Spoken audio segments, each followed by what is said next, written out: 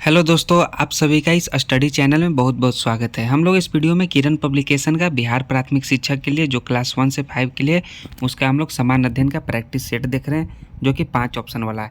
और जो सभी प्रैक्टिस सेट है वो ऑल सब फ्रेश सेट हैं, जो फ्रेश सेट है और कोई लिपापोती नहीं है दोस्तों।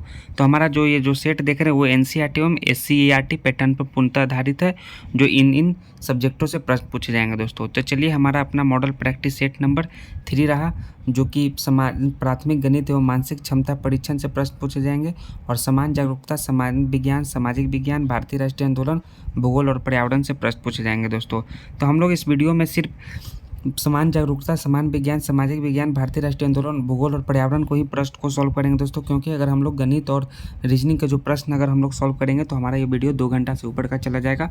और जो मैथ और रीजनिंग के क्वेश्चन के लिए आपको प्रैक्टिस की ज़रूरत होती है दोस्तों, तो हम लोग इस जो मैथ और रीजनिंग को इस सेट में नहीं देखेंगे दोस्तों। तो अगर आप लोगों ने चैनल को अभी भी सब्सक्राइब नहीं किया है दोस्तों, तो प्लीज़ चैनल को सब्सक्राइब कर लीजिए दोस्तों। क्योंकि हम लोगों ने पिछले 2 सेट बना चुके हैं, जो कि बिहार प्राथमिक शिक्षा के लिए बहुत ही इंपॉर्टेंट है। 1 to 5 के लिए जो न्यू 5 ऑप्शन वाला सेट आया है दोस्तों।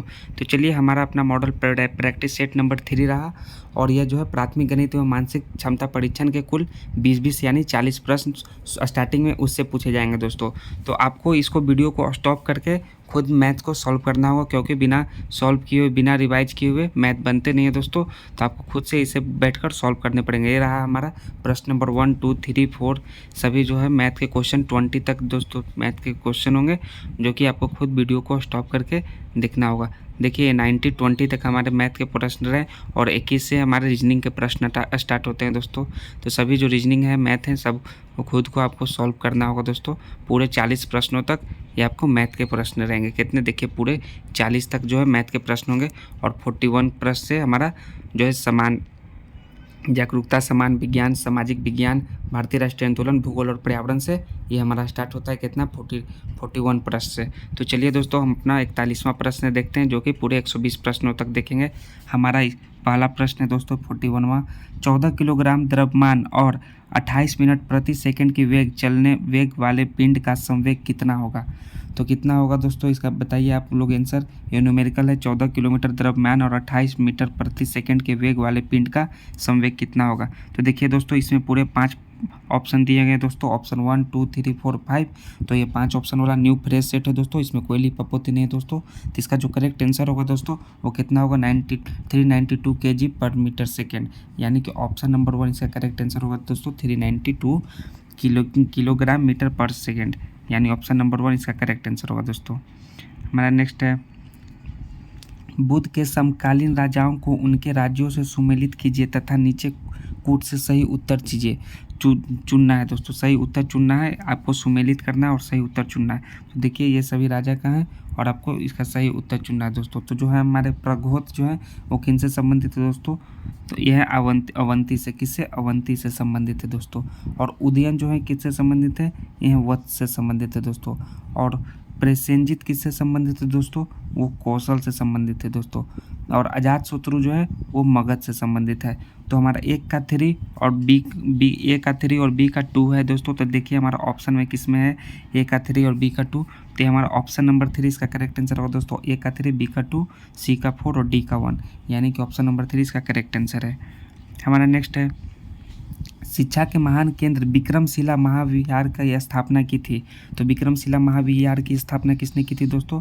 तो उसको की थी किसने? धर्मपाल। किसने? धर्मपाल, जो पाल वंश के राजा थे। यानी कि ऑप्शन नंबर 3 इसका करेक्ट आंसर होगा धर्मपाल। हमारा नेक्स्ट है, बोगोज कोई का महत्व इसलिए है कि बोगोज कोई का महत्व किस लिए है दोस्तों? यह देखिए, पहला, वहाँ जो अभिलेख प्राप्त हुए उनमें वैदिक देवी देवताओं का वर्णन मिलता है। मध्य एशिया एवं तिब्बत के बीच एक महत्वपूर्ण व्यापारिक केंद्र के रूप में माना जाता है। और क्या है दोस्तों? वेद के मूल ग्रंथ की रचना यही हुई थी, या उपयुक्त में से एक से अधिक या कोई नहीं।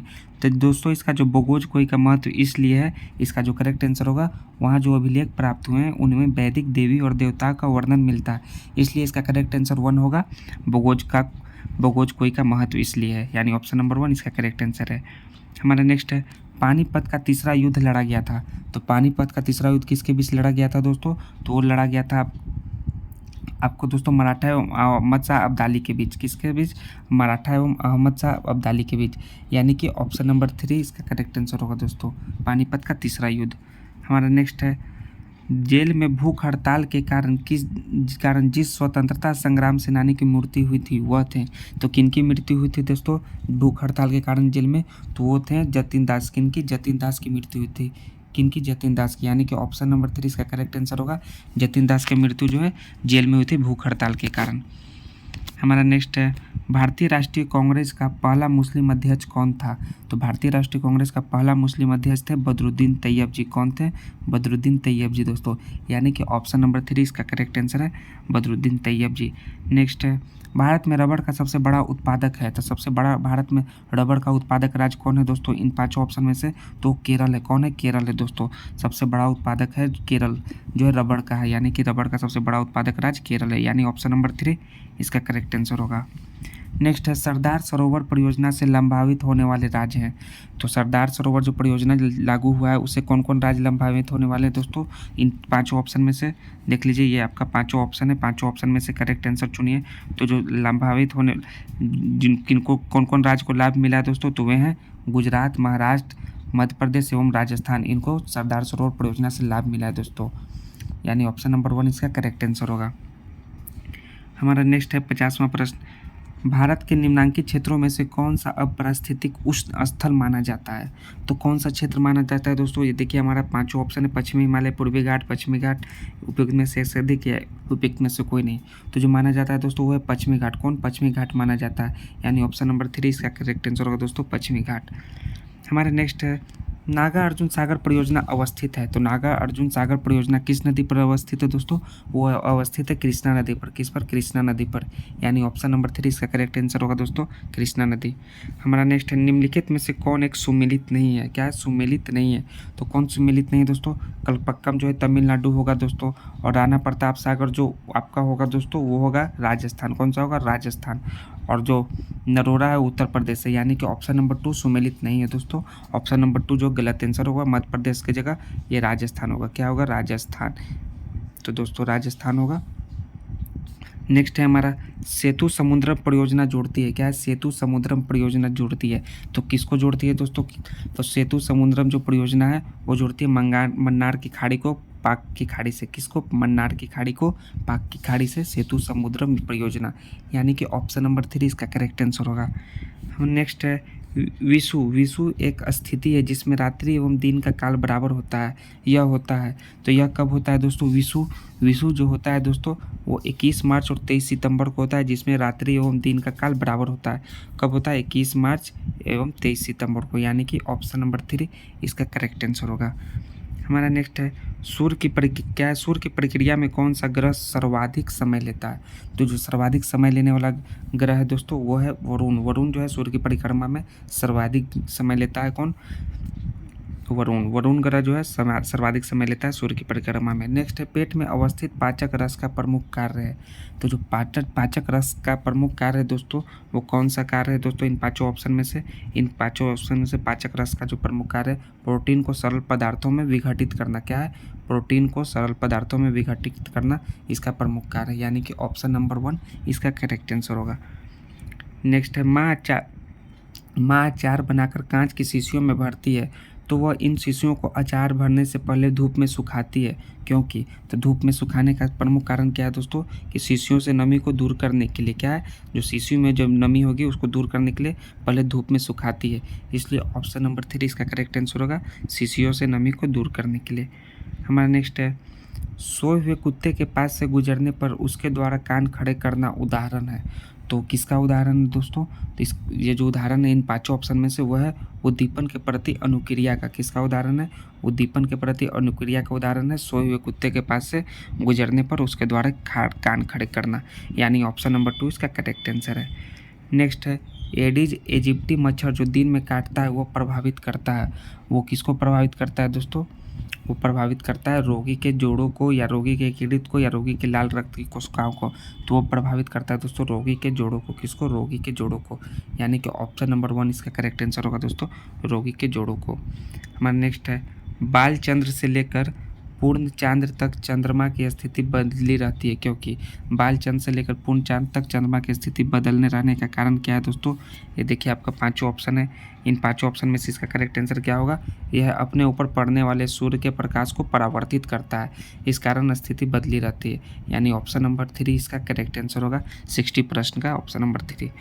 हमारा नेक्स्ट है, लोग पेट्रोल, डीजल एवं सीएनजी का प्रयोग ईंधन के रूप में कर रहे हैं, इनमें से कौन सा अधिक अच्छा है? तो इन तीनों में से सबसे अधिक अच्छा ईंधन कौन है दोस्तों? वो हम लोग सभी जानते हैं दोस्तों, कौन सा है? सीएनजी जो है पेट्रोल से अधिक स्वच्छ ईंधन है। यानी कि ऑप्शन नंबर 2 इसका करेक्ट आंसर होगा दोस्तों। सीएनजी जो है वो सबसे अधिक सर्वाधिक बेहतर ईंधन है पेट्रोल से, यानी कि ऑप्शन नंबर 2 इसका करेक्ट आंसर होगा। हमारा नेक्स्ट है, पत्तियों में ऐसी क्या विशेषता है कि वह खाद्य पदार्थों का संश्लेषण कर सकती है? क्या है? खाद्य पदार्थों का संश्लेषण कर सकती है, परंतु पादप के दूसरे भाग नहीं। तो ऐसा क्या विशेषता है दोस्तों पत्तियों में? तो इन पांचों ऑप्शन में जो विशेषता है पत्तियों में, कि पत्तियों में क्लोरोफिल नामक एक हरा वर्णक होता है, इस कारण जो है वह खाद्य पदार्थों का संश्लेषण कर सकती है। यानी कि ऑप्शन नंबर 1 इसका करेक्ट आंसर होगा।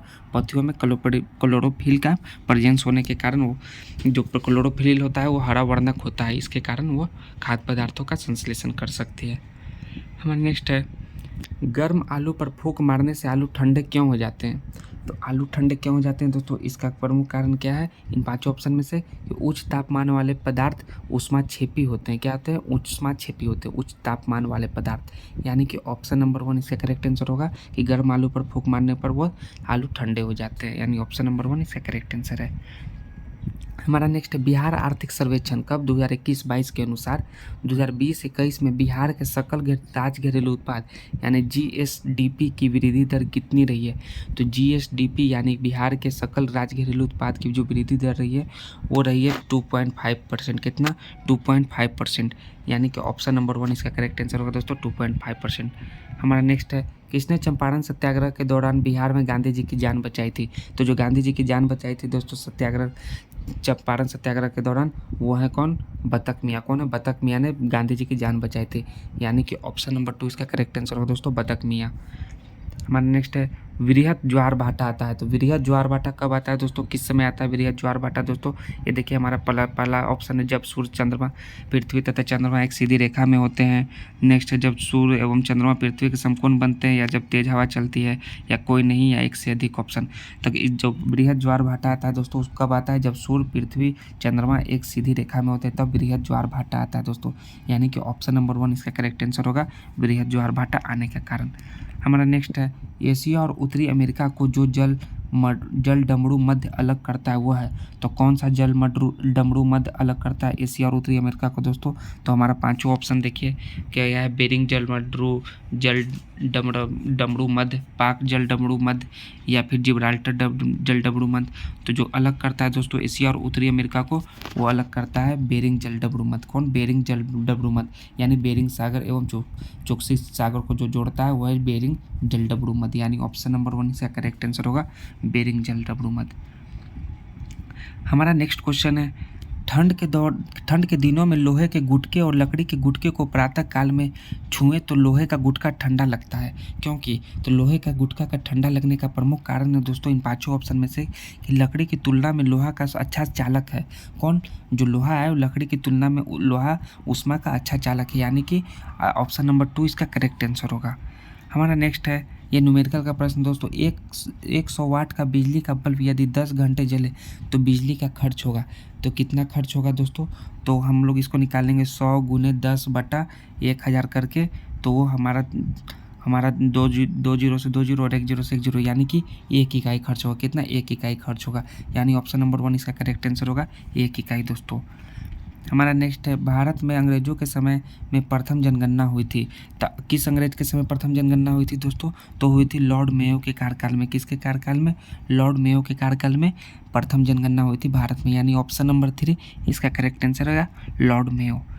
हमारा नेक्स्ट है दोस्तों, यदि किसी ऐनक का पावर लेंस का पावर +0.2 डायोप्टर हो तो इसके फोकस की दूरी क्या होगी? तो इसकी फोकस की दूरी क्या होगी दोस्तों? तो 100/2 होगा दोस्तों, तो ये कितना होगी? 50 सेंटीमीटर होगी। कितना होगी? 50 सेंटीमीटर होगी दोस्तों, यानी कि ऑप्शन नंबर 3 इसका करेक्ट आंसर होगा दोस्तों 50 सेंटीमीटर। हमारा ऑप्शन नंबर 3 इसका करेक्ट है 50 सेंटीमीटर। हमारा नेक्स्ट है, 1878 का वर्नाकुलर प्रेस एक्ट किसने रद्द कर दिया था? तो जो वर्नाकुलर प्रेस एक्ट रद्द किए थे 1878 का, वो थे लॉर्ड रिपन। कौन थे? लॉर्ड रिपन थे, जो वर्नाकुलर प्रेस एक्ट रद्द कर दिए थे। यानी ऑप्शन नंबर 1 इसका करेक्ट है, लॉर्ड रिपन। हमारा नेक्स्ट है दोस्तों, किसी अपराध के अभियुक्त को स्वयं अपने विरुद्ध गवाह बनने के लिए बाध्य नहीं किया जा सकता। भारतीय संविधान के जिस अनुच्छेद में यह प्रावधान है, तो 21 अनुच्छेद में प्रावधान है दोस्तों। अनुच्छेद 20, 21, 22 किस अनुच्छेद में प्रावधान है दोस्तों? तो यह अनुच्छेद 20 में प्रावधान है दोस्तों। यानी कि ऑप्शन नंबर 1 इसका करेक्ट आंसर होगा दोस्तों। अनुच्छेद 20 में क्या प्रावधान है दोस्तों? कि किसी अपराध के अभियुक्त को स्वयं अपने विरुद्ध गवाह बनने के लिए बाध्य नहीं किया जा सकता है। यह अनुच्छेद 20 में प्रावधान है दोस्तों संविधान के हमारे। हमारा नेक्स्ट है, मूल अधिकारों की सूची में संपत्ति का अधिकार निकाला गया है। तो किस संविधान संशोधन में निकाला गया है दोस्तों मूल अधिकारों की सूची में संपत्ति का अधिकार? तो निकाला गया है दोस्तों 44वें संविधान संशोधन में। किसमें? 44वें संविधान संशोधन में मूल अधिकारों की सूची में संपत्ति का अधिकार निकाला गया है। यानी कि ऑप्शन नंबर 2 इसका करेक्ट आंसर होगा। हमारा नेक्स्ट है, भारतीय संविधान में अन्य देशों के संविधानों से कुछ विशिष्टताओं को लिया गया है। जिस देश का राज्य के नीति निर्देशक तत्व के निर्माण में योगदान है। तो किस देश से राज्य के नीति निर्देशक तत्व लिए गए दोस्तों भारतीय संविधान में? वो लिए गए आयरलैंड के राज्य के नीति निर्देशक तत्व आयरलैंड से लिए गए हैं। यानी ऑप्शन नंबर 2 इसका करेक्ट आंसर होगा दोस्तों, आयरलैंड। हमारा नेक्स्ट है, भारतीय संसद के दोनों सदनों की प्रथम संयुक्त बैठक हुई थी। कब हुई थी दोनों संसदों की प्रथम संयुक्त बैठक? वो हुई थी दोस्तों दहेज उन्मूलन विधेयक के संबंध में। कब हुई थी? दहेज उन्मूलन विधेयक के संबंध में। यानी कि ऑप्शन नंबर 1 इसका करेक्ट आंसर होगा, दहेज उन्मूलन विधेयक के संबंध में। हमारा नेक्स्ट है, राज्य की संचित निधि का संचालन किया जाता है। क्या है? संचित निधि का संचालन किया जाता है। तो किसके द्वारा संचित निधि का संचालन किया जाता है दोस्तों? तो न ही राज्यपाल के द्वारा, राज्य के राज्यपाल द्वारा, न राज्य के मुख्यमंत्री द्वारा, न ही राज्य के वित्त मंत्री के द्वारा। यह केंद्र सरकार की संचित निधि की तरह होती है, जो कि इनमें से किसी के द्वारा संचालन नहीं किया जा सकता है दोस्तों। यानी कि उपयुक्त में से इसमें से कोई भी नहीं ऑप्शन होगा दोस्तों। ऑप्शन नंबर 5 इसका करेक्ट आंसर होगा। न ही राज्य के राज्यपाल द्वारा, न मुख्यमंत्री द्वारा, न वित्त मंत्री द्वारा संचित निधि का संचालन होता है। हमारा नेक्स्ट है, प्रथम स्पीकर जिनके विरुद्ध लोकसभा में अविश्वास प्रस्ताव लाया गया। क्या है? अविश्वास प्रस्ताव लाया गया। तो किनके विरुद्ध प्रथम स्पीकर थे जिनके विरुद्ध लोकसभा में अविश्वास प्रस्ताव लाया गया? वे कौन थे दोस्तों? वे थे जीवी मावलंकर। कौन थे? जीवी मावलंकर। यानी कि ऑप्शन नंबर 2 इसका करेक्ट आंसर होगा, जीवी मावलंकर के विरुद्ध लोकसभा में अविश्वास प्रस्ताव लाए गए थे। हमारा नेक्स्ट है, केंद्र सरकार क्या है? केंद्र सरकार के बजट के चालू खाते में व्यय की सबसे बड़ी मद है। तो व्यय की जो सबसे बड़ी मद है दोस्तों उनके चालू खाते में, वो है ब्याज भुगतान। क्या है? ब्याज भुगतान जो है व्यय की सबसे बड़ी मद है। यानी कि ऑप्शन नंबर 3 इसका करेक्ट आंसर होगा दोस्तों। हमारा नेक्स्ट है, आंतरिक दलीय लोकतंत्र का उपयोग होता है। किस में होता है दोस्तों? आंतरिक दलीय लोकतंत्र का उपयोग होता है। तो इन तीनों, चारों, पांचों जो ऑप्शन दिए गए हैं उनमें से किन में होता है दोस्तों? तो होता है दल का आंतरिक चुनाव, जो दल के पदाधिकारियों के चयन हेतु समय समय पर हो। तो आंतरिक दलीय का लोकतंत्र का उपयोग इसमें होता है। यानी कि ऑप्शन नंबर 3 इसका करेक्ट आंसर होगा। हमारा नेक्स्ट है, भारतीय अर्थव्यवस्था की विशेषता है। तो भारतीय अर्थव्यवस्था की क्या विशेषता है दोस्तों? तो इनमें से फर्स्ट कृषि की प्रधानता, उद्योग की प्रधानता। इनमें से ऑप्शन नंबर कौन सा होगा दोस्तों? तो वो कृषि की प्रधानता और न्यून प्रति व्यक्ति आय और बृहत बेरोजगारी। इनमें से यही तीनों भी प्रमुख विशेषता है दोस्तों। यानी कि 1, 3 और 4 केवल होगा। ऑप्शन नंबर 3 इसका करेक्ट आंसर होगा दोस्तों। हमारा नेक्स्ट है, मुद्रास्फीति की दरें किस सूचकांक पर आधारित होती है? मुद्रास्फीति की जो दरें किस सूचकांक पर आधारित होती है दोस्तों? तो वो जो आधारित होती है दोस्तों वो होती है थोक मूल्य सूचकांक पर। किसके सूचकांक पर? थोक मूल्य सूचकांक पर। ऑप्शन नंबर 2 इसका करेक्ट आंसर होगा। गदर क्रांति छिड़ने का सबसे महत्वपूर्ण कारण था। तो गदर क्रांति छिड़ने का सबसे महत्वपूर्ण कारण था कोमागातामड़ू घटना। क्या है? कोमागातामड़ू घटना जो था गदर क्रांति छिड़ने का प्रमुख कारण। यानी ऑप्शन नंबर 2 इसका करेक्ट आंसर होगा। नेक्स्ट है, विरंजक चूर्ण के लिए कौन सा असत्य है? विरंजक चूर्ण के लिए कौन सा असत्य है दोस्तों इन पांचों में से? तो जो असत्य है, जल में अधिक विलय होता है। क्या है? विरंजक चूर्ण जल में जो अधिक विलय होता है ये नहीं होता है दोस्तों। यानी ऑप्शन नंबर 1 इसका करेक्ट आंसर होगा। हमारा नेक्स्ट, भारत में लौकिक सार्वभौमिकता है, क्योंकि संविधान की प्रस्तावना आरंभ होती है। तो इसका कारण क्या है? संविधान की प्रस्तावना जो आरंभ होती है वो हम भारत के लोक शब्दों से, किस शब्द से? हम भारत के लोक शब्दों से। हम भारत के लोग भारत को संपूर्ण गणपत ऐसे करके स्टार्ट होती है दोस्तों हमारा संविधान की प्रस्तावना। हमारा नेक्स्ट है, निम्नलिखित में कौन सही नहीं है? तो इन पांचों ऑप्शन में से कौन सही नहीं है दोस्तों? जो है कि किसी परमाणु के नाभिक का टूटना संलयन कहलाता है। ये जो कहा गया है दोस्तों कथन है, यह गलत कथन है दोस्तों, यानी ऑप्शन नंबर 2 इसका करेक्ट आंसर होगा। नेक्स्ट है, बादल आच्छादित रातें स्वच्छ आकाश वाली रातें से अधिक गर्म होती है। तो बादल वाली रातें स्वच्छ आकाश से गर्म होने का क्या कारण है? तो कारण है कि बादल पृथ्वी तथा हवा से ऊष्मा का विकिरण रोकता है, इस कारण जो है बादल वाली रातें गर्म होती है जो स्वच्छ आकाश की तुलना, यानी ऑप्शन नंबर 1 इसका करेक्ट आंसर होगा। नेक्स्ट है, एक सुई पानी में डूब जाती है जबकि लोहे से बना जहाज पानी में तैरता है, क्योंकि? इसका प्रमुख कारण क्या है दोस्तों? क्योंकि सुई का अपेक्षित घनत्व उसके द्वारा हटाए हुए पानी के अपेक्षित घनत्व से अधिक होता है, इस कारण सुई पानी में डूब जाती है जबकि जहाज पानी पर तैरता है, यानी ऑप्शन नंबर 3 इसका करेक्ट आंसर होगा दोस्तों। नेक्स्ट है, डॉक्टर, कलाकार एवं मूर्तिकार कैल्शियम सल्फेट का उपयोग करते हैं जिसका लोकप्रिय नाम है। तो कैल्शियम सल्फेट का जो लोकप्रिय नाम है दोस्तों वो क्या नाम है? वो प्लास्टर ऑफ पेरिस का जो है कैल्शियम सल्फेट का लोकप्रिय नाम है प्लास्टर ऑफ पेरिस, यानी ऑप्शन नंबर 3 इसका करेक्ट आंसर होगा प्लास्टर ऑफ पेरिस। नेक्स्ट, कांच के निर्माण में जो कच्चा माल प्राप्त होता है जो प्रयोग होता है वे हैं। तो जो कांच के निर्माण में जो कच्चा माल प्रयोग होता है वे क्या होते हैं? रेत, सोडा और क्वार्ट्ज जो होते हैं। क्या होते हैं? रेत, सोडा और क्वार्ट्ज, यानी ऑप्शन नंबर 3 इसका करेक्ट आंसर होगा। नेक्स्ट है, सर्वप्राचीन शैल समूह की आयु आंकी की जाती है।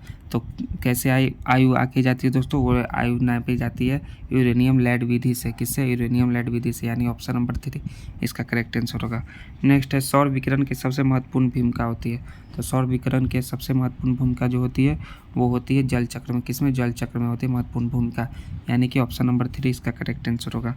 हमारा नेक्स्ट है, मनुष्य के अंगों में कौन सा एक हानिकारक विकिरण में सबसे कम संग्राहक अंग है? तो मनुष्य के अंगों में कौन एक हानिकारक विकिरणों में सबसे कम संग्राहक अंग है दोस्तों? तो है मस्तिष्क। कौन है? मस्तिष्क दोस्तों, यानी कि ऑप्शन नंबर 3 इसका करेक्ट आंसर होगा मस्तिष्क। हमारा नेक्स्ट है, हेपेटाइटिस रोग से मनुष्य शरीर का सीधा प्रभावित होने वाला अंग है। तो कौन सा हेपेटाइटिस से प्रभावित होता है? वो होता है यकृत या लीवर। जो हेपेटाइटिस रोग से मनुष्य का सीधा प्रभावित होने वाला अंग है वो है यकृत या लीवर दोस्तों। हमारा नेक्स्ट है, गति प्रेरक यानी कि पेस मेकर का क्या कार्य होता है? तो पेस मेकर का जो कार्य होता है दोस्तों वो होता है इन पांचों में से यह हृदय स्पंदन को निर्मित करता है। क्या है? ये हृदय स्पंदन को नियमित करता है पेसमेकर, यानी कि गति प्रेरक। ऑप्शन नंबर 2 इसका करेक्ट आंसर होगा पेसमेकर का कार्य। थायमिन है, तो थायमिन कौन सा विटामिन है दोस्तों? तो थायमिन जो है विटामिन B1 है। कौन सा है? थायमिन विटामिन B1 है, यानी कि ऑप्शन नंबर 3 इसका करेक्ट आंसर होगा। हमारा नेक्स्ट है, सूची 1 को सूची 2 से सुमेलित कीजिए और सही उत्तर चुनिए। तो सूची 1 को सूची 2 से सुमेलित करना है दोस्तों, तो जो कार्डियोलॉजिस्ट है दोस्तों उसका होगा हृदय के साथ सुमेलित होगा, और नेफ्रोलॉजी है जो दोस्तों वो गुर्दा के साथ होगा, और यूरोलॉजिस्ट है दोस्तों जो मूत्र नालिका के साथ होगा, और ऑकुलिस्ट है दोस्तों वो आँख के साथ होगा। जिसका जो करेक्ट आंसर होगा दोस्तों वो होगा A का 3 होगा दोस्तों, यानी कि कार्डियोलॉजिस्ट हृदय, यानी B का 4, C का 2, D का 1, यानी ऑप्शन नंबर 1 इसका करेक्ट आंसर है। और नेक्स्ट है, हमारे शरीर की लघुतम हड्डी पाई जाती है। तो सबसे कम हड्डी किस में पाई जाती है? वो पाई जाती है कान में। किस में पाई जाती है दोस्तों? कान में। किस में? कान में पाई जाती है सबसे लघुतम हड्डी, यानी कि ऑप्शन नंबर 1 इसका करेक्ट आंसर होगा। हमारा नेक्स्ट है, भारतीय नागरिकों के मौलिक अधिकारों का वर्णन है। किस अनुच्छेद में वर्णन है दोस्तों? वो अनुच्छेद में वर्णन है अनुच्छेद 12 से लेकर 35 तक भारतीय नागरिकों के मौलिक अधिकारों का वर्णन है दोस्तों, यानी कि ऑप्शन नंबर 1 इसका करेक्ट आंसर होगा दोस्तों, याद रखिएगा। हमारा नेक्स्ट है 100वां प्रश्न, अक्सर माँ क्या है? अक्सर माँ खाना बनाने से पहले आटे को छलनी से छानती है, वो ऐसा करती है क्योंकि? तो छलनी से क्यों छाना जाता है आटे को दोस्तों? इसका क्या कारण है माँ को छानने का? कि वो आटे में उपस्थित अशुद्धियाँ को दूर करना चाहती है। ये इसका महत्वपूर्ण कारक है इन पांचों ऑप्शन में से, कि वो आटे में उपस्थित अशुद्धियाँ को दूर करना चाहती है, इस कारण वो आटे को छानती है आटे गूंथने से पहले। नेक्स्ट है, कई गांवों में घर बांस के खंभों पर ज़मीन से लगभग 10 या 12 फुट ऊंचे होते हैं, इसका क्या कारण है? इसका प्रमुख कारण दोस्तों क्योंकि वर्षा अधिक होने के कारण बाढ़ का खतरा रहता है, इस कारण घर जो है 10-12 फुट ऊंचे बनाए जाते हैं कई गाँव में, इस कारण ऑप्शन नंबर 3 इसका करेक्ट आंसर है। जब बारिश अधिक होगी तो बाढ़ आ जाती है नदी में दोस्तों। हमारा नेक्स्ट है, रश्मि की उम्र 5 साल है, वह देखने में 3 साल की लगती है, हाथ पैर पतले व पेट फूला है, अक्सर बीमार और थकी थकी रहती है। तो गरीबी के कारण गरीबी के कारण उसे पूरे दिन एक आधी रोटी मिल पाती है। तो जो रश्मि है वो किस रोग की शिकार है दोस्तों? जो रश्मि जो है, इन पाँचों में से रश्मि के विकास की प्रक्रिया अवरुद्ध है। क्या है? रश्मि के विकास की प्रक्रिया अवरुद्ध है दोस्तों, यानी कि ऑप्शन नंबर 3 इसका करेक्ट आंसर होगा। और नेक्स्ट है, यदि कोई बालक कुपोषण का शिकार है तो उसे क्या चाहिए दोस्तों? जब कोई कुपोषण का शिकार है तो उसे चाहिए पर्याप्त एवं संतुलित आहार, और कोई कुपोषण का जो लड़का शिकार है उसको पर्याप्त एवं संतुलित आहार चाहिए। हमारा नेक्स्ट प्रश्न है दोस्तों, बांधों के निर्माण से उभरी पर्यावरणीय समस्या है। तो जो बांध जो बनती है उससे कौन सा पर्यावरण में समस्या उभरा है दोस्तों? तो समस्या उभरा वनोन्मूलन एवं जैव विविधता की हानि हुई है। क्या होती है? बांध के निर्माण से जो पर्यावरण का जो समस्या उलझा जो उभरा है वो है वनोन्मूलन एवं जैव विविधता की हानि, यानी ऑप्शन नंबर 1 इसका करेक्ट आंसर होगा इन पाँचों में से। नेक्स्ट है, शीतल ने लाल केंचुओं की सहायता से कंपोस्ट बनाते समय अपशिष्ट को परत का पोला ही रहने दिया, ताकि क्यों पोला रहने दिया दोस्तों? ताकि इस परत में पर्याप्त मात्रा में वायु एवं नमी बने रहे, इस कारण उसको परत का पोला ही रहने दिया, यानी कि ऑप्शन नंबर 2 इसका करेक्ट आंसर होगा। हमारा नेक्स्ट, ये सभी साइंस से रिलेटेड क्वेश्चन दोस्तों, जो कि सरकारी विद्यालय के क्लास 3 से 8 तक के साइंस के पुस्तक वाले कुछ क्वेश्चन दिए गए। नेक्स्ट है, पंचायती राज विषय है। तो पंचायती राज किस पर विषय है दोस्तों? जो पंचायती राज है वो राज्य की सूची पर है। किस पर? राज्य की सूची पर विषय है, यानी कि ऑप्शन नंबर 3 इसका करेक्ट आंसर होगा दोस्तों। नेक्स्ट है, निम्न में से कौन सा तत्व आधुनिक आवर्त सारणी के डी ब्लॉक का तत्व है? तो जो डी ब्लॉक का तत्व है दोस्तों वो कौन है? फेरस है। कौन है? फेरम। एफी यानी कि इसका परमाणु संख्या 26 कितना है? 26 है, जो डी ब्लॉक का तत्व है दोस्तों, यानी ऑप्शन नंबर 2 इसका करेक्ट आंसर होगा। नेक्स्ट है, भारतीय संविधान के निम्नलिखित अनुच्छेदों में कौन सा अनुच्छेद राज्य की सरकारों को ग्राम पंचायतों को संगठित करने का निर्देश देता है? तो कौन सा अनुच्छेद दोस्तों? अनुच्छेद 40, यानी कि ऑप्शन नंबर 2 इसका करेक्ट आंसर होगा।